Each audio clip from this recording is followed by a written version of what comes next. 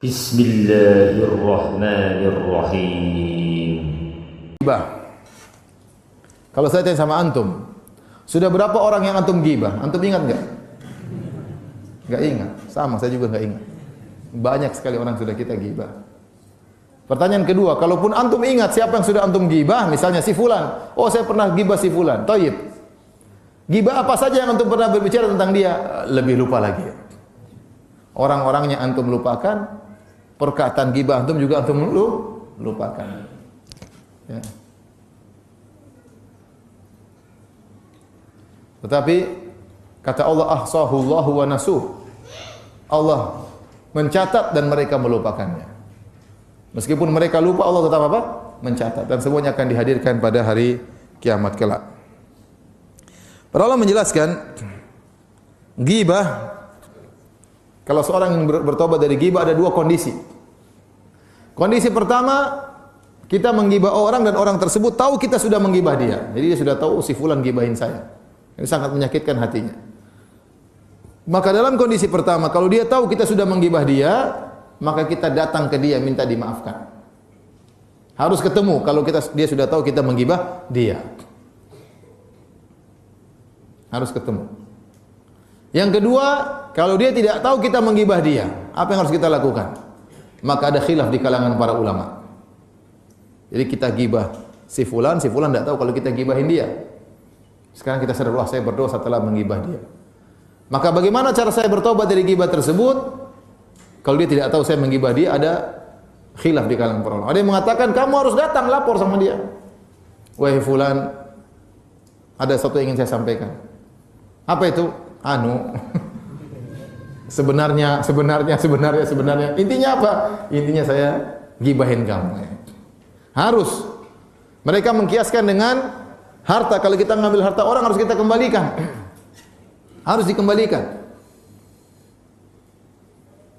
Tidak boleh kita sedekahkan. Dia tahu itu harta kita, harta dia, kita ambil, kita harus kembalikan. Tidak boleh kita tidak kembalikan. Harus dikembalikan. Tidak cukup kita istighfar saja, harus dikembalikan. Kalau ada orang nyuri barang orang, nyuri mobil orang, dia tahu dia berdosa, ya mobilnya harus dikembalikan. Jangan dia cuma astagfirullah, tapi mobilnya dipakai terus. Ini enggak benar, harus dikembalikan. Baik. Ini pendapat cukup kuat. Pendapat yang kedua tidak harus lapor. Cukup mohon ampun buat dia. Anda istighfar dan Anda mohon ampunan buat dia. Yang kedua, Anda menyebutkan kebaikan-kebaikan dia di majelis di mana Anda pernah menggibahnya. Dan pendapat ini lebih kuat. Yang kedua, kenapa syariat datang dengan maslahat? Ya. Kalau Anda lapor kepada dia, saya gibah kamu, dia lebih gila lagi, lebih ngamuk lagi. Jadi dia lebih terjadi permusuhan luar biasa. Padahal di antara gibah, kenapa diharamkan gibah? Karena gibah bisa memutuskan tali persaudaraan. Nah, kalau dia lapor kepada orang tersebut, saya pernah gibah kamu, saya bilang gini, dia mungkin lebih sakit hati lagi. Lebih sakit hati lagi, dan dia mungkin bisa sangat benci kepada Anda, dan persaudaraan semakin apa? Terputus. Oh, ternyata selama ini lebih parah lagi. Tapi saya katakan, kalau Anda tahu orang tersebut baik, hatinya lembut, sampaiin aja. Aduh, saya pernah. Tapi ente datang dengan cara ya, bawa kue dulu ya. Kemudian ngajak makan bakso. Hari pertama enggak usah bicara gibah dulu nanti. Hari kedua, hari ketujuh baru antum cerita, mohon maaf. Semua ini 7 hari saya traktir kamu bakso. Ada tujuannya. Wah, apa tujuannya? Saya pernah begini. Ya. Itu lebih abru' li dhimmah. Lebih selamat ya. Bahkan Syekh Utsaimin rahimahullah dalam satu bukunya ya, berkata, seandainya kemudian dia minta duit dari kamu, saya tidak maafkan.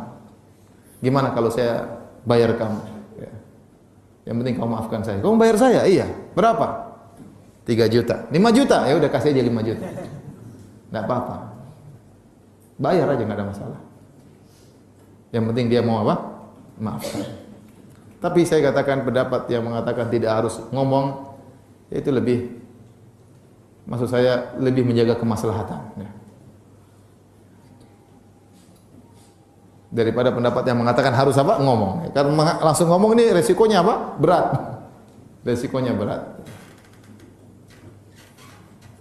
Adapun mengkiaskan dengan barang harus dikembalikan, maka jawabannya kiasnya ma'al farik, kiasnya berbeda. Kalau kita ambil barang orang, kita harus kembalikan karena barang itu bisa dimanfaatkan oleh pemiliknya. Tapi kalau ghibah, ngapain kita lapor-lapor? Apa manfaatnya? Dia tambah ngamuk, dia tambah marah. Ya.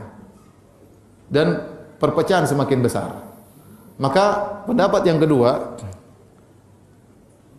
dan ini pendapat Ibnu Katsir rahimahullahu taala, ini pendapat Ibnu Taimiyah rahimahullahu taala, dan pendapat Ibnu Al-Qayyim rahimahullahu taala, bahwasanya tidak harus nyampaikan langsung kepada orangnya, dengan syarat dia tidak tahu. Kalau dia sudah tahu ya kita lapor, menyerahkan diri kepada dia.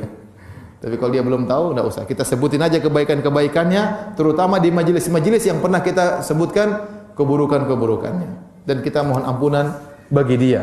Ini diantara kafarah ya, agar kita diampuni dosa-dosa kita dari ghibah. Alhamdulillahi Rabbil Alamin.